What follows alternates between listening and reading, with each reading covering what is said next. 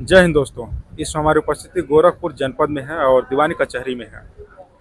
इसके पहले आप लोगों ने देखा था किस तरह से जो है ट्रांसपोर्ट वाले जो है कानून आए थे, जिसमें ट्रक ड्राइवर जो थे उन्होंने काफ़ी इसका जमकर विरोध किया था। फिर एक बार जो है 3 नए कानून आए हैं और इस तीनों नए कानून में देखते हैं और जानते हैं क्या क्या मुख्य रूप से हैं। अभी हम जो है गोरखपुर के दीवानी कचहरी में हैं और यहाँ पर हमारे साथ जो है एक अधिवक्ता बंधु हैं जो इस दुनिया के सबसे कहीं न कहीं जो है विद्वान बंधु माने जाते हैं। इनसे जो हम जानने की कोशिश करते हैं इस नए कानून में क्या जो है खूबसूरती है और क्या इसमें जो है कमियां हैं। बहुत बहुत स्वागत सर आपका। मैं भाई पहले पहले तो आपको इंटरव्यू लेने के लिए आपका बहुत बहुत स्वागत करता हूं। और मैं इस दीवानी न्यायालय में उमापति उपाध्याय एडवोकेट मेरा नाम है।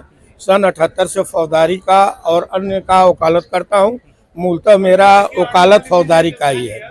जो ये नए कानून आए हैं इसका मेरे समझ से हम लोगों को सभी बार एसोसिएशन प्रदेश के सबको विरोध करना चाहिए। यह व्यवहारिक नहीं है, पूर्ण रूप से अव्यवहारिक है। सर ऐसा क्यों है जिसको जो है विरोध करना चाहिए? इस नाते विरोध करना चाहिए जो इसमें सेक्शन चेंज किए गए हैं, जो पहले के सेक्शंस हैं उसमें पढ़ने में सबको बड़ी दिक्कत है। और जो भी इसमें अमेंडमेंट किया गया है वो समझ में नहीं आ रहा है। जैसे पहले 302 था, उसका सेक्शन कुछ और बन गया, 376 का सेक्शन कुछ और बन गया। जो हम लोग पुरानी फाइलों में बहस कर रहे हैं उस पुराने ही धाराओं के अंदर बहस करना है, जजमेंट उनको पुराने ही धाराओं में करना है। अब जो हम लोग नया दाखिला करेंगे इसका नए कानून से पढ़ेंगे तो हम लोगों के व्यवहारिक दृष्टि से भी ये दिक्कत है कि दो एक ही अपराध दो कानून में पढ़ना है, दो धाराओं में पढ़ करके हम लोगों को बहस करना है। ये पूर्ण अव्यवहारिक है। हम लोग इस पर सहमत नहीं हैं कि इसको लागू किया जाए। इसका विरोध तो पहले से ही सबको करना चाहिए था, लेकिन किन परिस्थितियों में नहीं हुआ, किन परिस्थितियों में मेरा बार काउंसिल नहीं किया, इंडिया बार काउंसिल नहीं किया, ये भी एक सोचनीय प्रश्न है कि ये लोग कैसे सरकार के पीछे बिके हुए हैं। विपक्ष सरकार को भी इसका विरोध करना चाहिए था, लेकिन हो सकता है कि विपक्ष सरकार नगण्य के बराबर है, क्या विरोध करेगी। जो बहुमत में सरकार है जबरदस्ती जो चाह रही है उसको पास कर ले रही है। तो हम तो यही अपने संगठनों से पूरे जिले और प्रदेश से आग्रह करते हैं कि इस जो अमेंडमेंट हुआ है इसका पुरजोर विरोध किया जाए, इसको लागू होने नहीं दिया जाए। समाज के अन्य वर्गों से विद्यार्थी चाहे नेता हों, चाहे हम लोग अधिवक्ता हैं, व्यापारी हों, सबसे हम ये आग्रह करते हैं कि इस नए कानून का विरोध करें। सर जिस तरह से पहले जो है ब्रिटिश का कहीं न कहीं जो अंग्रेजों के द्वारा बनाए कानून थे, अब इसको जो है परिवर्तन कर जो है इससे कहीं न कहीं अब जो हिंदी भाषा में जो है इसको परिवर्तित भी किया जा रहा है, इस तरह से जो है सुने में आ रहा है।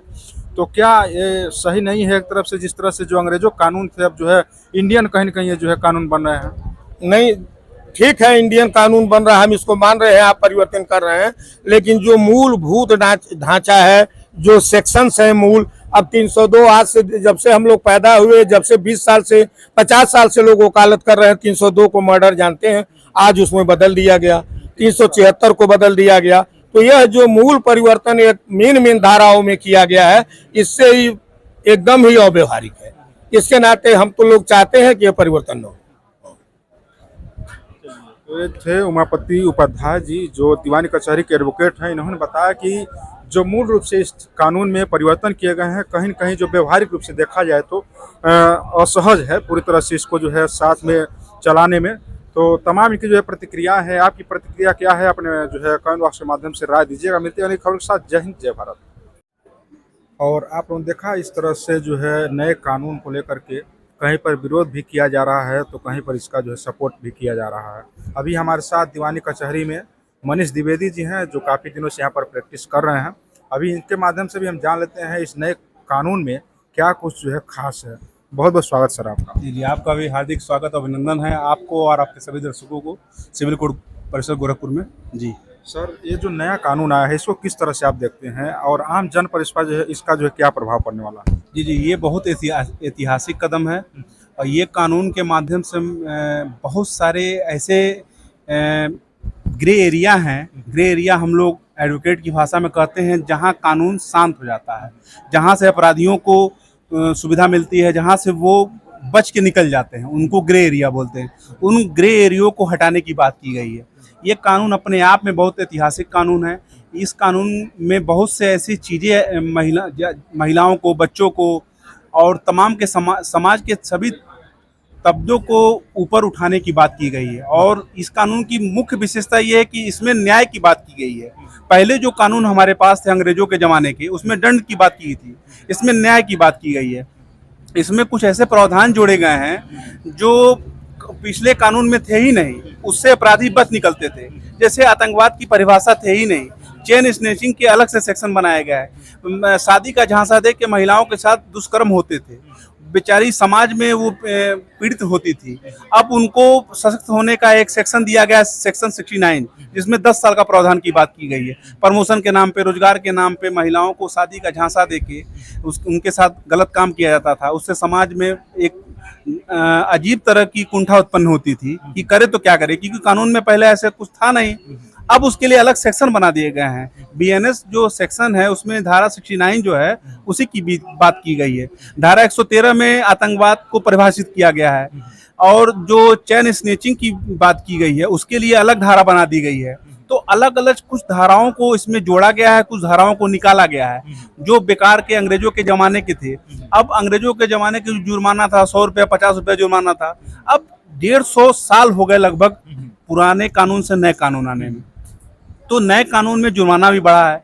उसमें अभी जब कानून 1 जुलाई 2024 से जब से ये लागू हुआ है, आज से लागू हुआ है, आज राती में दिल्ली में कमला नगर में पहली एफआईआर नया कानून का लागू हुआ है।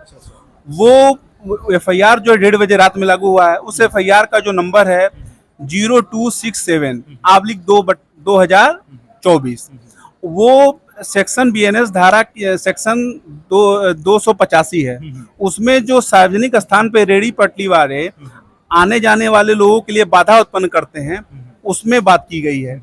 उसमें जुर्माना 5000 है। तो इस कानून के आ जाने से बहुत से ऐसे प्रावधान हैं जो बेकार पड़े हुए थे, जिनका कोई उपयोग नहीं था, उनको हटाया गया है। बहुत सी चीजें ऐसी जोड़ी गई हैं जो आज के आधुनिक समय में बहुत जरूरत थी। जी सर, हम जानना चाहते हैं, चूंकि आप काफी दिनों से प्रैक्टिस कर रहे हैं, इसके पहले जो धाराएं थी, हम तमाम जो है धारा, जैसे 307 था, 302 था, तमाम जो है धाराओं की जगह पर अब जो है नए जो है धारा उस पर जो है नंबर आ गए हैं। ये जब आप लोग इस तरह से जब तमाम जो है लड़ाइयाँ लड़ेंगे न्याय के लिए, तो अभी जो नए जो आए हैं और जो पुराने आए हैं, इसको किस तरह से आप जो है इसको मर्ज करके इसको जो है लड़ाइयाँ लड़ेंगे, किस हिसाब से?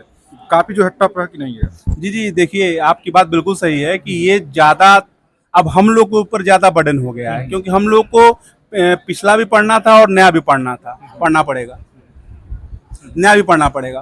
तो कहने का मतलब ये है कि जान लीजिए इसमें अधिवक्ताओं की भूमिका बहुत सशक्त होने वाली है।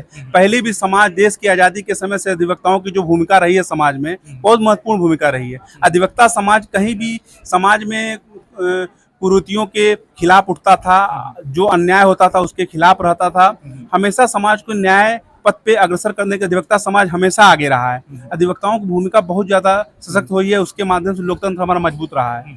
अब इसमें ये देखिए कि इसमें अधिवक्ताओं के लिए कुछ अच्छी चीज़ें भी हुई हैं, कुछ बुरी तो नहीं कहेंगे, लेकिन मतलब समझ लीजिए कि पढ़ना कुछ ज़्यादा ही मेहनत करने पड़ेंगे, क्योंकि पुराना कानून भी हम लोग को है, नया कानून भी है।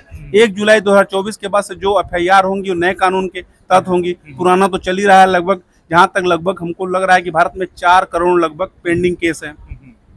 तो अब जान लीजिए कि एक चीज़ अच्छी ये हुई है कि इस नए कानून में टाइम बाउंड कर दिया गया है कि मैक्सिमम 3 साल के अंदर में आपको फैसला देना है।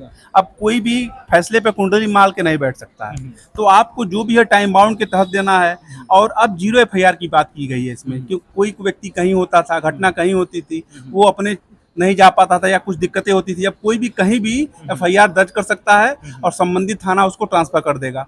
अब एफआईआर व्हाट्सएप के माध्यम से और तमाम जो डिजिटल है उनके माध्यम से एफआईआर हो सकती है। तो इस तरह नई नई चीज़ें जो आधुनिक समाज में बहुत सशक्त भूमिका निभाती हैं, उसमें बहुत महत्वपूर्ण भूमिका है। सर, इसमें मान लीजिए कोई शिकायत प्रशासन के पास जाती है, उसमें जो है 14 दिनों का जो है बाउंडेशन दिया गया है कि 14 दिनों तक जो है एफआईआर नहीं किया जाएगा जब तक उसको जो है बढ़िया से जांच पड़ताल नहीं कर लिया जाएगा। तो ये जो है कितना हद तक सही लगेगा? जी, ये भी बहुत महत्वपूर्ण चीज़ है। देखिए, हम सिर्फ ये कह दें कि तुरंत एफआईआर लिख दो, भैया किसी भी चीज़ में 100 गुनाहगार छूट जाएं, एक बेगुनाह को फांसी नहीं होनी चाहिए। न्याय का सिद्धांत ये है।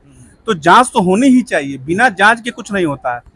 तो जांच की सीमा की गई है, उसमें जांच का समय दिया गया है, 3 दिन के अंदर में जांच संपन्न करनी है। उसके बाद 3 दिन, मैक्सिमम 3 दिन का समय है, उसके बाद एफआईआर लिखनी है आपको।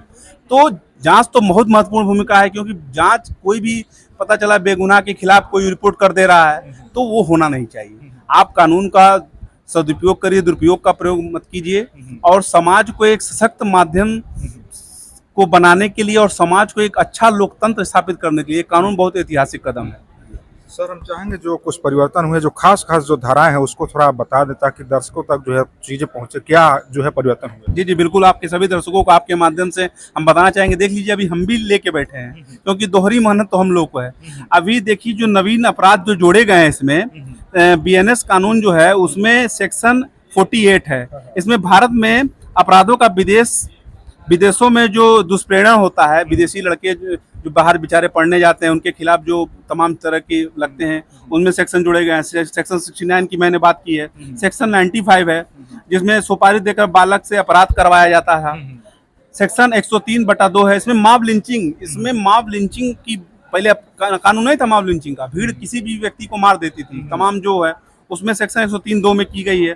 टेररिस्ट की परिभाषा दी गई है सेक्शन 113 में। छोटे अपराध, संगठित अपराध की बात की गई है 112 में। 111 में संगठित अपराध की बात कही है, जो संगठित गैंग बना के लोग किया करते थे। 152 में राज्य के विरुद्ध अपराध की बात किया गई है। 304 में स्नेचिंग, जो भी मैंने आपसे बोला है कि स्नेचिंग की मतलब, सुबह महिलाएं हमारी जाती थी टहलने, उनको गले से सीकर छीन लिया था, स्नेचिंग हो जाता था। तो तमाम तरह के सेक्शन जोड़े गए हैं। अब उनमें ये बहुत ऐतिहासिक कदम है, क्योंकि कुछ था जो था ही नहीं, वहाँ कानून शांत हो जाता था, तो उससे अपराधियों को बच निकलते थे। इसमें नई नई चीजें, जैसे महिलाओं से संबंधित जो अपराध थे उसमें सेक्शन में बस बदलाव किए गए हैं। अब 498A जो था बीएनएस कानून में 85 हो गए हैं। 304B जो था 82 हो गया है।